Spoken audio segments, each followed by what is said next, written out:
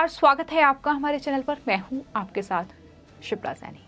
देश की सबसे पुरानी राजनीतिक पार्टी कांग्रेस पार्टी एक के बाद एक राज्य में सत्ता से बेदखल हो रही है।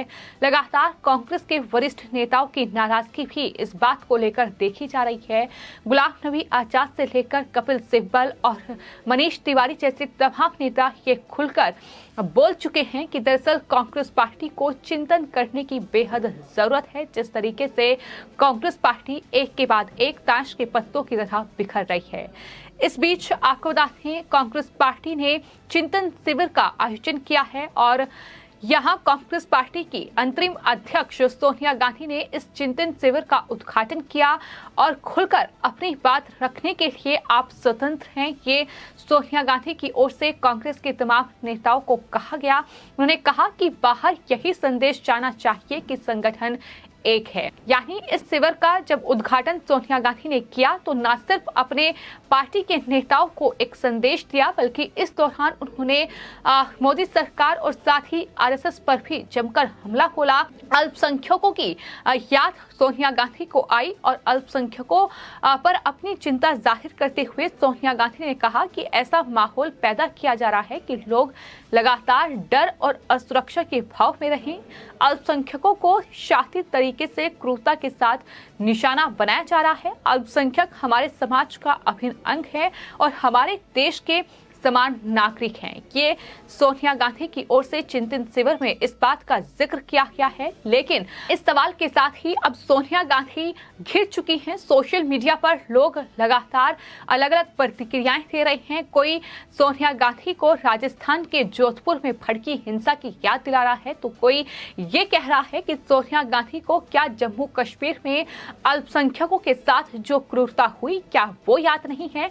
क्यों सोनिया गांधी को जम्मू कश्मीर के लोगों के साथ जो अन्याय हुआ उसकी फिक्र नहीं है। कि ये तमाम सवाल हैं जो सोनिया गांधी से सोशल मीडिया पर लोग पूछ रहे हैं। और जाहिर तौर पर हमने देखा कि हाल ही में राजस्थान के जोधपुर में हिंसा भड़की, जहां दो वर्गों के बीच में ये हिंसा हुई थी, जिस पर गहलोत सरकार कंट्रोल करने में भी किस तरीके से नाकामयाब साबित हुई, उसको लेकर भी अब लगातार सवाल लोग सोनिया गांधी से कर रहे हैं। चूंकि उन्होंने अल्पसंख्यकों का जिक्र किया है, चूंकि अब अल्पसंख्यकों को शातिर तरीके से क्रूरता के साथ निशाना बनाया जा रहा है, इस बात का जिक्र उनकी तरफ से किया गया है, तो इसलिए सोनिया गांधी अब सोशल मीडिया पर घिर चुकी हैं। लेकिन ये चिंतन शिविर का जो आयोजन कांग्रेस पार्टी की ओर से किया गया है, इस मौके पर सोनिया गांधी ने साफ तौर पर कांग्रेस पार्टी के नेताओं को ये संदेश दिया है कि दरअसल कांग्रेस ने हम सभी को बहुत कुछ दिया है और अब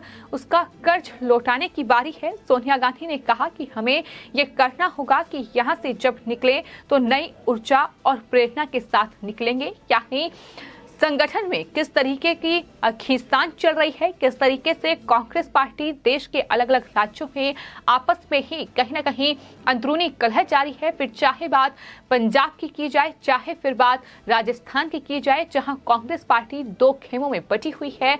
इसके अलावा छत्तीसगढ़ में भी कुछ इसी तरह की तस्वीर सामने आई और झारखंड में भी कुछ इसी तरह की तस्वीर सामने आई थी, जब मुख्यमंत्री झारखंड के और साथ ही स्वास्थ्य मंत्री कहीं ना कहीं आपस में भिड़ते नजर आए थे। गद्दी की यह लड़ाई कांग्रेस को बहुत भारी अलग अलग राज्यों में पड़ रही है। पंजाब में कांग्रेस पार्टी सत्ता से बेदखल हो चुकी है, अब बारी राजस्थान की है। 2023 में राजस्थान में विधानसभा चुनाव होने हैं और एक तरफ मुख्यमंत्री अशोक गहलोत हैं, तो दूसरी तरफ सचिन पायलट का खेमा है, जो कहीं ना कहीं आने वाले वक्त में कांग्रेस आलाकमान के लिए राजस्थान में भी मुश्किलें खड़ी कर सकता है। और ये सचिन पायलट कहीं ना कहीं आलाकमान से मुलाकात करके संदेश साफ तौर पर दे चुके हैं कि गहलोत को मुख्यमंत्री पद से हटाया जाए, वरना कांग्रेस की हालत पंजाब जैसी ही राजस्थान में भी होगी। ये याद रखना बहुत जरूरी है। ये साफ तौर पर सचिन पायलट की चेतावनी कांग्रेस आलाकमान को पहले ही दे दी गई है और इस तरह की ही तस्वीर छत्तीसगढ़ में भी लगातार देखने को मिल रही है। वहीं बात अगर महाराष्ट्र की जाए तो वहां गठबंधन में कांग्रेस पार्टी सत्ता में है, तो कुल मिलाकर देश के अलग अलग अलग राज्यों में एक के बाद एक कांग्रेस पार्टी ताश के पत्तों की तरह बिखर रही है और शायद यही वजह है कि इस तरीके से चिंतन शिविर का आयोजन किया गया है। लेकिन इस शिविर में कांग्रेस पार्टी ने खुद पर चिंता जाहिर करने के बजाय, पार्टी की चिंता करने के बजाय जिस तरीके से प्रधानमंत्री नरेंद्र मोदी और सरकार साथ ही आरएसएस पर हमला बोला है, वो साफ तौर पर बता रहा है कि किस तरीके से कहीं न कहीं कांग्रेस पार्टी बौखलाई हुई है। सोनिया गांधी ने जो तमाम बातें कही हैं, न सिर्फ उन्होंने इस दौरान अल्पसंख्यकों का जिक्र किया, बल्कि उन्होंने ये भी कहा कि मोदी सरकार के राज में देश की अर्थव्यवस्था चौपट हो गई है और नोटबंदी के बाद से ही लगातार गिरावट का दौर जारी है। उन्होंने कहा कि लोग अब ये मान चुके हैं कि हमें नौकरियां नहीं मिलने वाली हैं। निजीकरण की पॉलिसी पर सवाल उठाते हुए सोनिया गांधी ने कहा कि एक तरफ नए रोजगार के अवसर पैदा नहीं किए जा रहे हैं, वहीं दूसरी तरफ लोगों के कल्याण और विकास में योगदान के लिए बनी सरकारी कंपनियों को बेचा जा रहा है। इस बात का जिक्र भी उनकी तरफ से क्या किया। देश की आर्थिक स्थिति बेहाल है, लोग बेरोजगार हैं, यूपीए सरकार की स्कीमों से ही उन्हें बचाया जा सकता है, ये उनकी तरफ से कहा गया है। यानी किस तरीके से ये लोगों को कहीं ना कहीं बहकाने की कोशिश की जा रही है कि एक बार फिर कांग्रेस पर भरोसा लोग करें। लेकिन लोग अब कांग्रेस पार्टी से ये सवाल कर रहे हैं, सोनिया गांधी से ये सवाल पूछा जा रहा है कि राजस्थान में कांग्रेस पार्टी की सरकार है, अशोक गहलोत वहां के मुख्यमंत्री हैं और राहुल गांधी के उस बयान को भी लोग याद कर रहे हैं जो उन्होंने चुनावों से ठीक पहले राजस्थान की जनता से वादा किया था।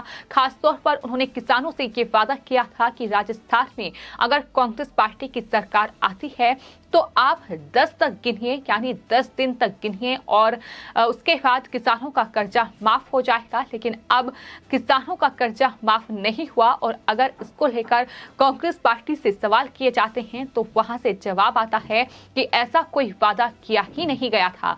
तो ये फिलहाल हालात हैं कांग्रेस पार्टी के देश भर में जो लगातार लोग देख रहे हैं और शायद यही वजह है कि कांग्रेस पर लोग भरोसा नहीं कर पा रहे हैं। कहा कि हम काम बहुत करते हैं लेकिन कभी मार्केटिंग नहीं करते। गहलोत ने कहा कि ये लोग गुजरात मॉडल जैसी बातें करते हैं लेकिन काम नहीं करते। तो ये अशोक गहलोत की ओर से इस पूरे कार्यक्रम में निशाना साधा गया। तो इस तरीके से कहीं ना कहीं सोनिया गांधी की ओर से एक तरफ कोशिश ये की गई कि किस तरीके से संगठन को मजबूत किया जाए, किस तरीके से कांग्रेस पार्टी इस बात पर चिंता करे कि आखिर इस तरीके से बिखराव क्यों हो रहा है, क्यों देश के एक के बाद एक तमाम राज्यों में कांग्रेस पार्टी सत्ता से बेदखल हो रही है।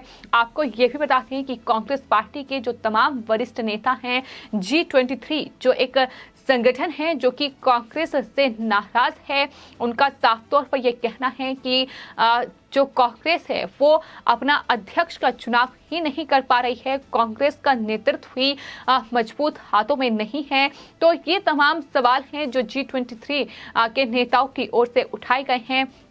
कई बार कांग्रेस पार्टी की अंतरिम अध्यक्ष सोनिया गांधी से भी G23 जो ग्रुप है उनके नेताओं ने मुलाकात भी की है, अपनी नाराजगी भी जाहिर की है और इन सब के बाद अब ये चिंतन शिविर का आयोजन किया गया है जिसमें इस तरीके से सोनिया गांधी ने तमाम नेताओं को संबोधित करते हुए ये कहा है कि आप अपनी बात रखने के लिए स्वतंत्र हैं, लेकिन बाहर यही संदेश जाना चाहिए कि संगठन एक है। यानी सोनिया गांधी की ओर से ये कहा गया कि पार्टी में क्या खींचतान चल रही है, इस बात का जिक्र बाहर नहीं होना चाहिए और इस तरीके से देश भर में दिखाना है कि कांग्रेस एक है और कोई भी नेता आपस में इस तरीके से नहीं उलझ रहे हैं। तो कहीं ना कहीं एकजुट करने की कोशिश की गई है, लेकिन ये साफ तौर पर दिख रहा है कि कांग्रेस पर चिंता करने के बजाय सोनिया गांधी मोदी सरकार और आरएसएस पर ज्यादा हमलावर नजर आई। लेकिन अल्पसंख्यकों को लेकर जो राजनीति करने की कोशिश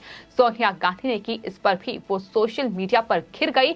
लोगों ने उन्हें जोधपुर की हिंसा याद दिलाई, तो वहीं कश्मीर में जो कश्मीरी हिंदुओं के साथ क्रूरता हुई उसकी भी याद वो सोनिया गांधी को दिलाना नहीं भूले और जवाब लगातार अब सोनिया गांधी से मांगा जा रहा है। फिलहाल आपकी इस पूरे मामले पर क्या राय है, हमें कमेंट बॉक्स में जरूर लिखें और चैनल को सब्सक्राइब करें। धन्यवाद।